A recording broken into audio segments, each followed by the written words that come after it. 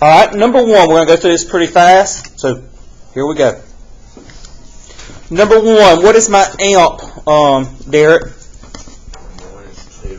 2, very good. This is a sine function. Jaden, how do I find my period for a sine function? 2 pi over b. What is my b here? 1, so my period is 2 pi. Very good. Do I have a phase shift here on Bailey? Yes. What is it?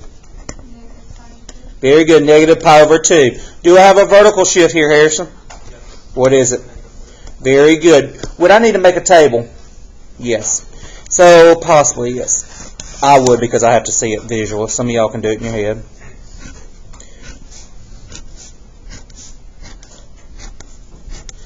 Alright, so the top part I'm going to list out like if I was just graphing the amp and period. Okay. I always start with 0. How do I find my x-coordinates? Take my period and divide it by what? 2 pi divided by 4 is?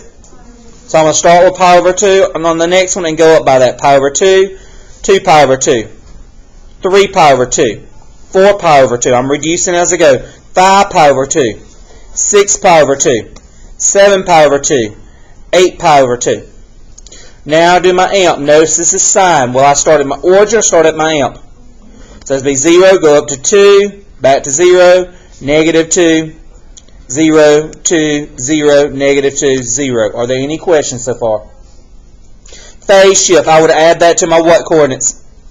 X. Negative pi over 2, 0, pi over 2, pi, 3 pi over 2, 2 pi, 5 pi over 2, 3 pi, 7 pi over 2. What would I add my vertical shift to? So this would be negative 3, negative 1, negative 3, negative 5, negative 3, negative 1, negative 3, negative 5, and then negative, oh, that's supposed to be 0, okay, negative 3.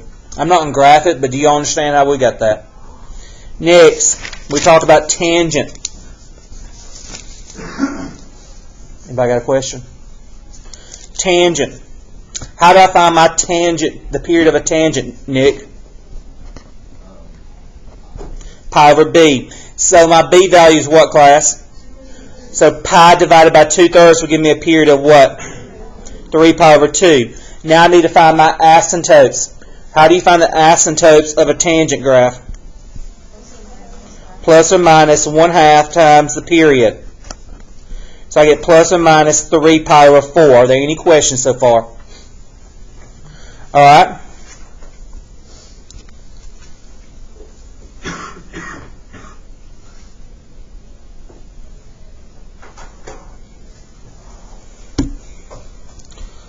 Alright, plus or minus 3 pi over 4. So I'm going to graph my asymptotes first. We always graph our asymptotes.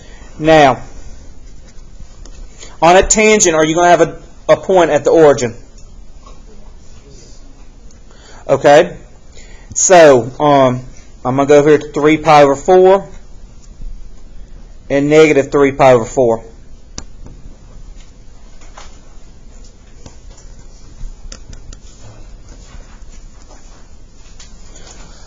Alright.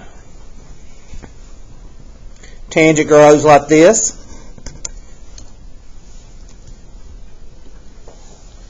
Tangents like that. Now, how many cycles do I have right there?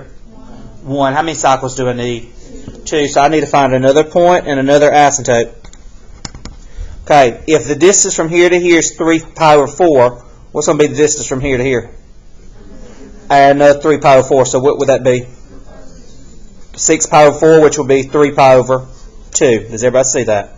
Alright, and then 6 pi over 4 plus 3 pi over 4 will be what? Very good. This is what your quiz is on tomorrow. Does that make sense? You got 4 questions on your quiz tomorrow. 1 tangent, 1 cotangent, 1 secant, 1 cosecant.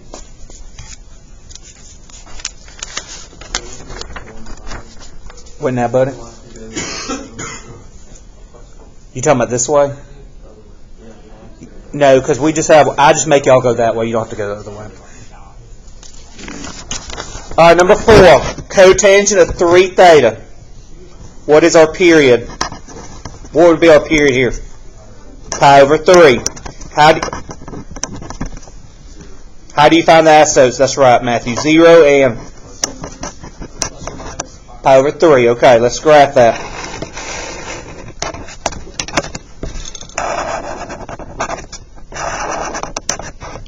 All right.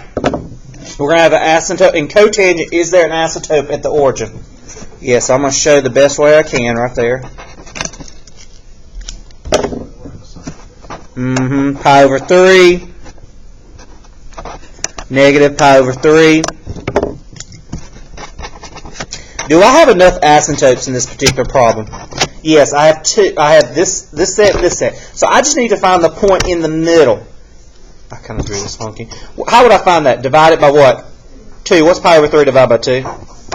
Pi over 6. And then this will be negative pi over 6. And it goes like this. Are we good on those?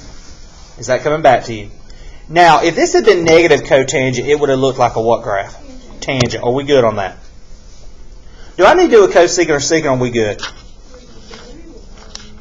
1. Okay, I got to do this quick, guys, because I don't want to run out of time because we've got to get the lesson. Cosecant 4x. What's my amplitude for this? 1. What's my period? Pi over 2, because it's 2 pi divided by 4, so it'll be pi over 2. Okay?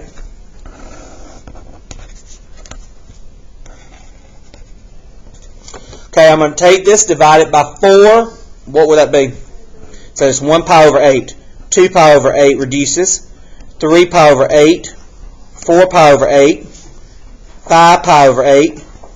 6 pi over 8. 7 pi over 8. 8 pi over 8. It is cosecant, so that's related to sine. Do I start at my origin or start at my amp? Start at your origin.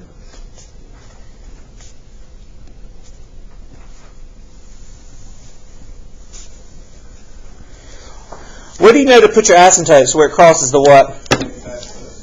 So I got one right here.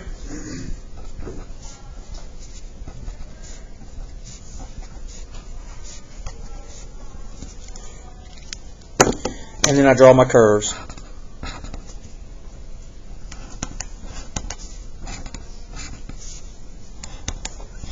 Are we good on that? Okay? So that's what your quiz is on tomorrow, okay? Alright, now, let's go over our homework quickly. It's page 19.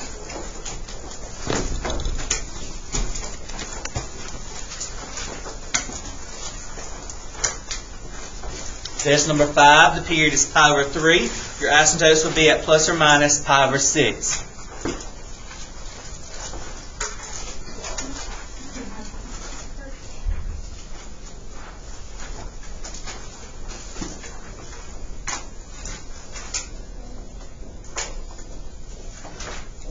Are we good on 5? All right, number 6, y equals negative tangent pi over 4. You take pi, divide by 1/4, will be 4 pi. Your asymptote is plus or minus 1/2 times 4 pi, which is plus or minus 2 pi. Be careful with your asymptote rules on these. Make sure you know which one you're looking at. It will look like a cotangent because of that negative.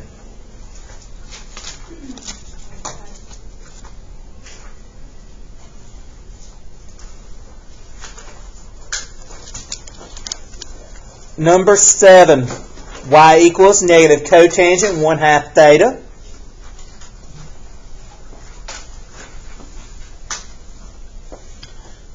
Pi divided by 1/2 will be 2 pi. Your asymptotes there will be 0 plus or minus 2 pi.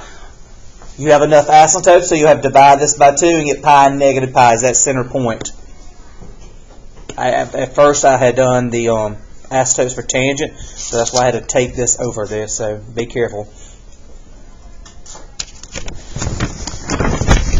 Number 8, y equals negative tangent theta over 3. You can rewrite that as 1/3 theta. Pi divided by 1 theta, 1/3 is 3 pi. Tangent, asymptotes plus or minus 1/2 times 3 pi. So I graph my asymptotes. I only have one cycle, so I need to know. So I start with 3 pi over 2, add 3 pi over 2 to get the other set. It's going to look like a cotangent because you have that negative in front of tangent.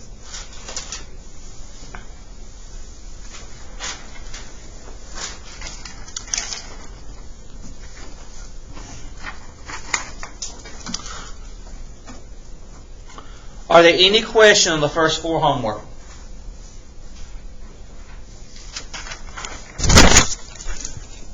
There's 14, y equals negative 2 cosecant theta.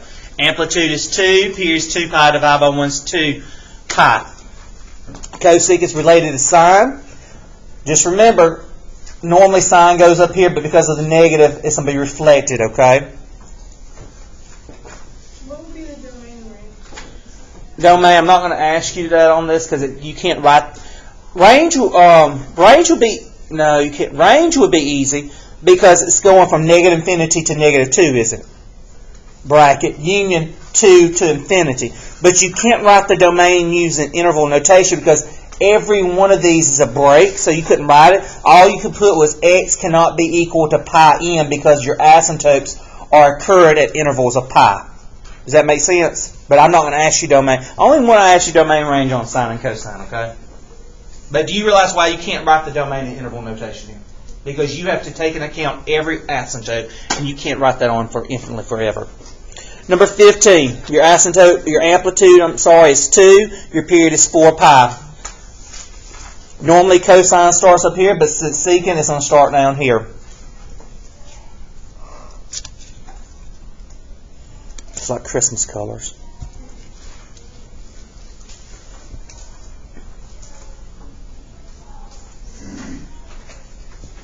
And finally, number 16. My amplitude is 1/2. My period is 2 pi over 3. I made a little mistake right here. That should be pi over 6, pi over 3, pi over 2, 2 pi, and so forth. Sorry, I had to scribble that out. I didn't feel like redoing that.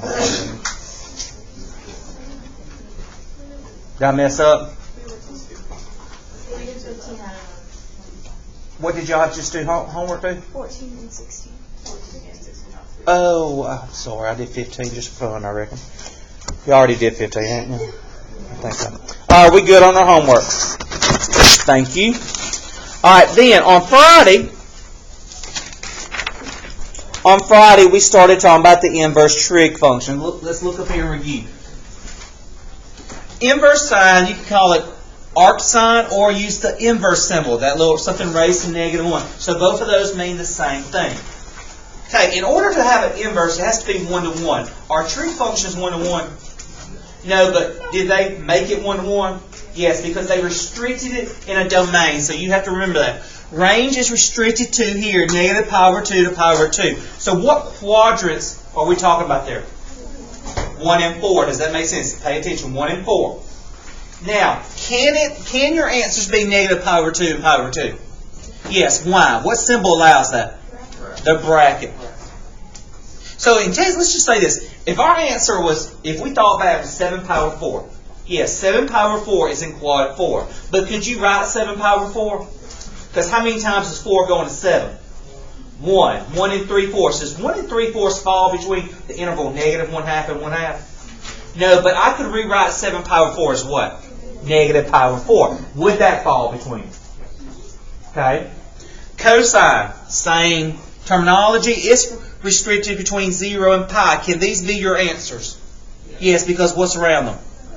Bracket. What quadrant is that dealing with? Quad 1 and 2. Very good. Tangent. What quadrants are we dealing with?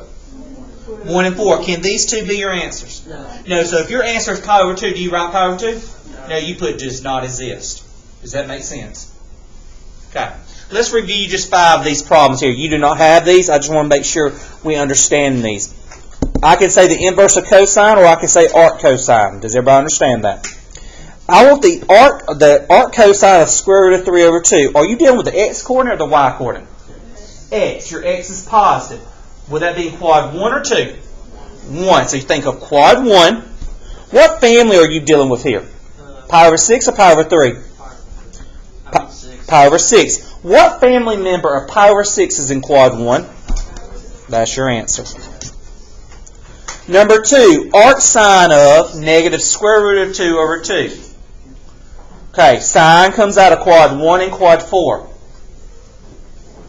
Quad 1 and 4. The sign is negative, so what quadrant are you dealing with here? 4. Can you see, Mason? Okay. Alright, so that's quad 4. What family are you talking about? Pi over what? Pi over 4. What family member of pi over 4 is in quad 4? 7 pi over 4, but we can't write that, so we're going to write negative pi over 4. Very good. That means the same point. Arc cosine of negative 1. Okay, so that's your x or y coordinate. X. That's a major point, isn't it? Where's your x equal to negative 1? 180. 180 or pi. Can pi be our answer? Yes, so your answer is pi. Arc sine of 0. Is that your x or y coordinate? Y. That's a sine. Sine is your y coordinate. And when something's y coordinate is a 0, that's one of your major points, isn't it? So let's think of this. From here to here, where would your y coordinate be 0 at? 0 or 2 pi, wouldn't it? Isn't that the same point right here? Now, would you write 0 or 2 pi as your answer? 0. Because 2 pi does not fall between negative 1/2 and 1/2. Does that make sense?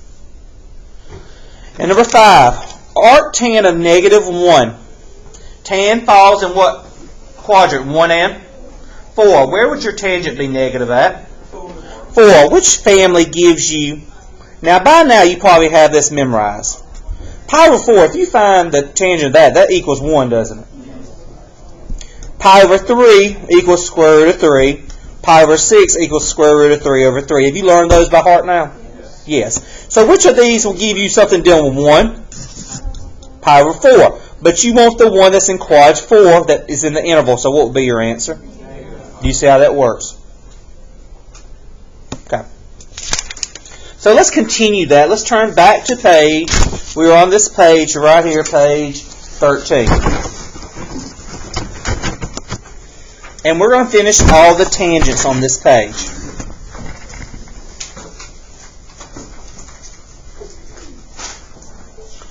So arc tan of 1. Arc tan of 1. That's a positive 1.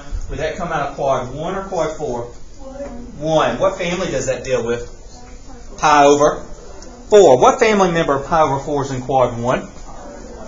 Very good.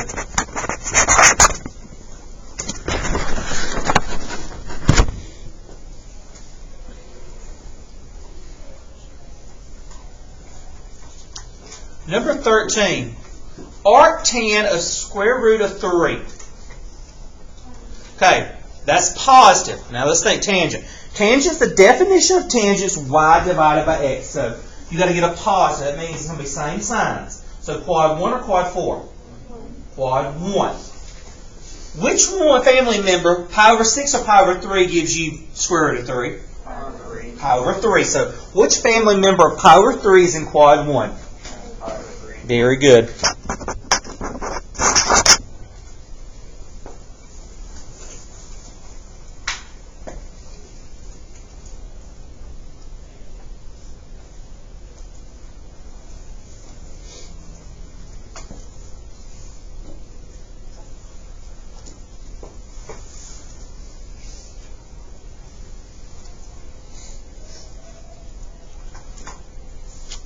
Number 14. Arc tan of square root of 3 over 3. That's a positive. So it's going to come out quad 1 or quad 4? Which one? 1. Which family that gives you a tangent of square root of 3 over 3? Pi over 6. What family member of pi over 6 is in quad 1? Very good.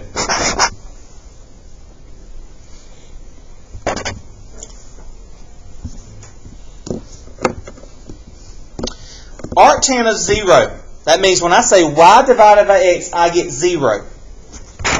So I think that's one of my major points. So think about that for just a second.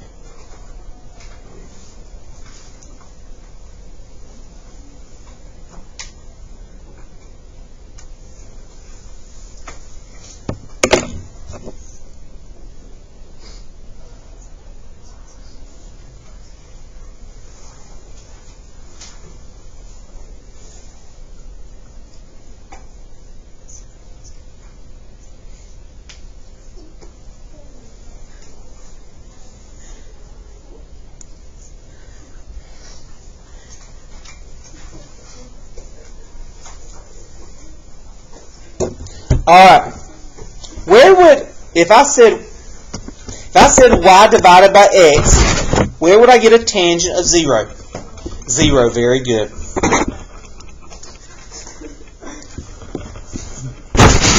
Number 16, arc tan of negative square root of 3 over 3. Would that come from quad 1 or quad 4? Quad 4. What family are we dealing with? Pi over what? 6. Now, I know that in quad 4, 11 pi over 6 is the number, isn't it? Because remember, there's only one family member each chord. So it's 11 pi over 6. Can I write 11 pi over 6 as my answer here? No, because that does not fall between this right here. So what's another way of writing 11 pi over 6? Very good. That's your answer.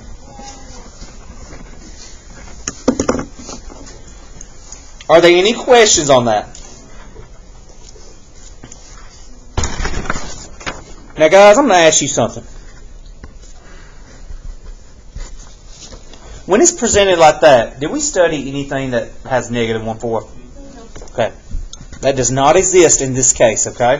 But in a minute, you're going to see something where that exists. I just want you to know, when it stands alone like that, does not exist, okay? But I'm going to show you something in a minute. All right. Let's turn to page 15.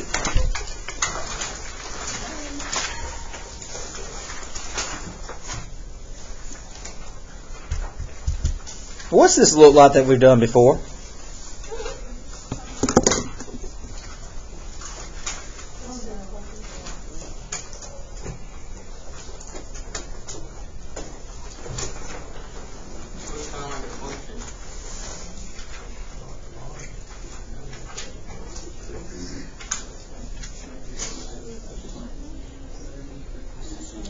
Hold on just a second.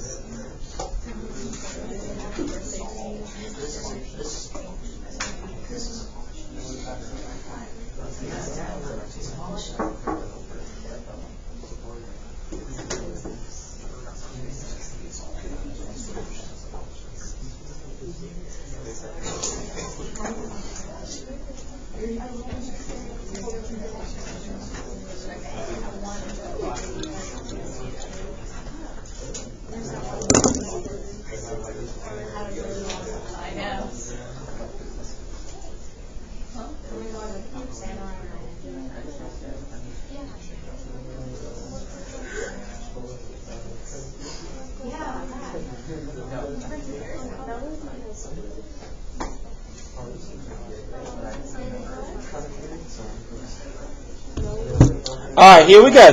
What does this look like that we've done before?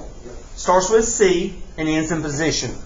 Composition, very good. Composition of functions. Then we have to evaluate the inside and then move out. That's what we're doing here, okay? Okay, very good. Alright, so let's look at this. The top part is just review. It's talking about these right here. If you want to fill that in, you can. That's the top part. But we already talked about that, so we're just going to dive right on in. We're going to be working on this today and tomorrow, okay? And this is the last thing that's on your test, okay? So I always start inside, right here, sine of pi over 2. Now notice, this is just your traditional, isn't it? Like your Trig you used to evaluate. What is sine of pi over 2? Oh, Jesus, take the wheel. What is sine? I'm about to knock something. What is sine pi over 2? Now, okay, hold your thought for just a second, okay? Now, so I got sine of pi over 2. I have sine of pi over 2, which is 1. Alright? Then I'm going to say arc sine of 1, which is what? Pi over 2. James just brought up a very good point. He said, Mr. Fisher, if that's the arc sine and that's the sine, don't they just cancel each other, you get pi over 2? Yes, but I want you to be very careful thinking about that because that does not work all the time. Does not work all the time. Is there an example of it? I'm about to. Hold up. Look inside that value, pi over 2. Does pi over 2 fit in here? That's negative 1/2 to 1/2, isn't it? Okay. In that case, you could have done the shortcut like that. Okay? Okay. That's what I was saying. We'll go. Does negative 1/4 fall between negative 1/2 and 1/2? Yes. Negative 1/4 falls between this range right. I know that we have not studied anything that deals with negative 1/4. While ago, that's why I showed. While ago, if it was standalone, could we do it? No, but because based on the principle of inverse, does negative 1/4 fall between negative 1/2 and 1/2?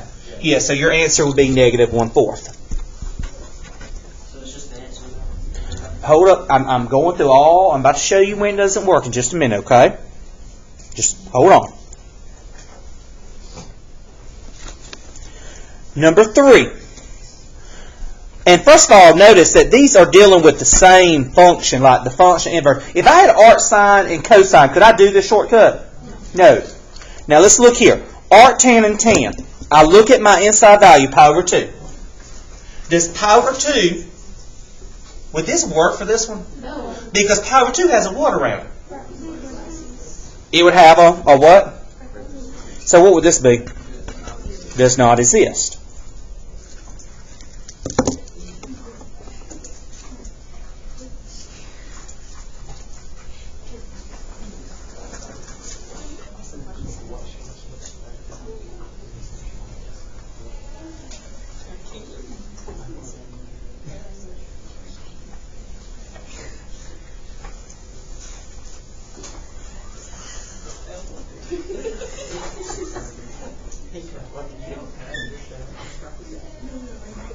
I hope that's laughter because you think this is bored. Alright. Now, let me show you an example. Now, we're not about to do this one, but down here. Could I do that shortcut on this one? No, I would have to work this one out because how many times is 2 going to 5? 2 and 1/2. Does 2 and 1/2 fall between this? So you could not write 5 pi over 2 here. You would have to work from inside out. Does that make sense? When you can do the shortcut and when you can't. Does that make sense? Do y'all see that? Do you see that, Mason? Okay, so if you don't know when to do shortcut, just work from inside out every time, okay? Does that make sense? Alright, so let's go back to number 4. I have sine of 7 pi over 4 and arc sine. Well, I'm going to try my shortcut here. Because arc sine and sine are inverses. But 4 goes into 7 how many times? 1 and... Does that fall between negative 1/2 and 1/2? So if I put 7 pi over 4 down, would I count that correct? No, because that's wrong. So work from inside out. What is the sine of 7 pi over 4? What quadrant is 7 pi? Now remember, this is just plain old sine. You're not thinking backwards. What is sine of 7 pi over 4?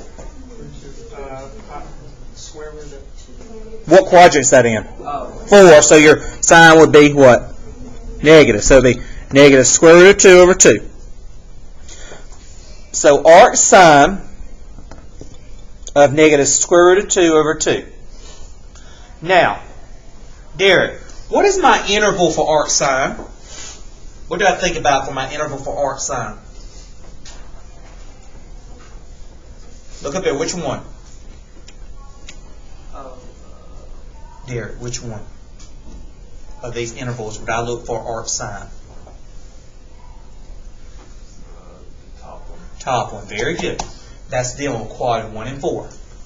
So I want the arc sine of negative square root of 2 over 2. Sine is your y. Where's your y value? Negative quad 1 or quad 4? 4. How can I write a value in quad 4 that fits between these two? Negative pi over 4. Could you just cancel it, then realize that it fit common? You could, but just you could if you want to, but you're about to deal with some that you have to do inside. So you just need to think about the other ones, and I want to see work like this with these. I want to see the work. Number 5. I have tan. I have this inverse tan, and I have tan.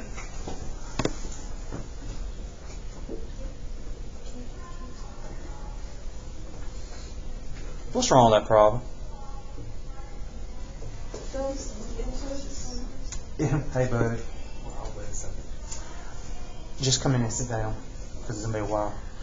Because that should be written this way, shouldn't it?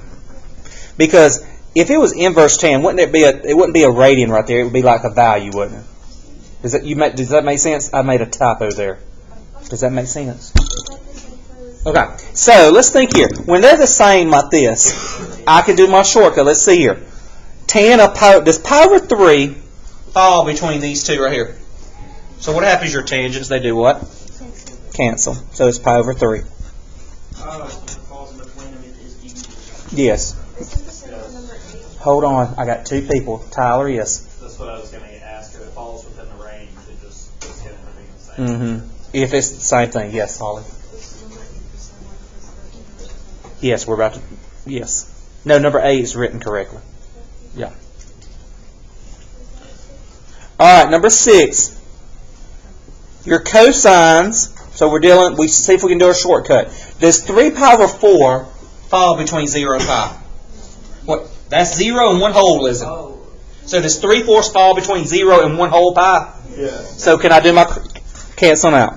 So it's 3 pi over 4.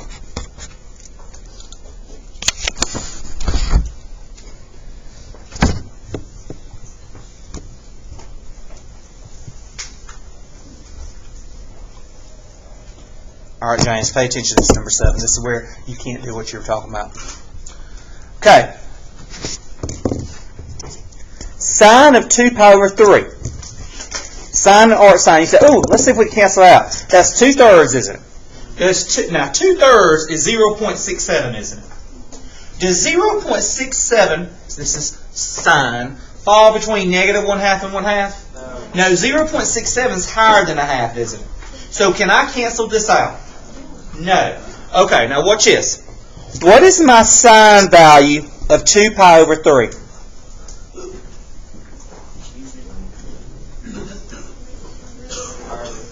What is it? Root 3 over 2. Now, arc sine. Now, we're doing arc sine now. So instead of being quad 1 or quad 4. So which quad would this be in? 1. What is the family member that gives you square root of 3 over 2 as your y value? Pi over 3 or pi over 6? Pi over what? 3. What family member of pi over 3 is in quad 1? So do you see how that you couldn't cancel out and that was nowhere close to 2 pi over 3? So be careful on that. We're going to continue this tomorrow. Is it making sense? No, you didn't do this last year.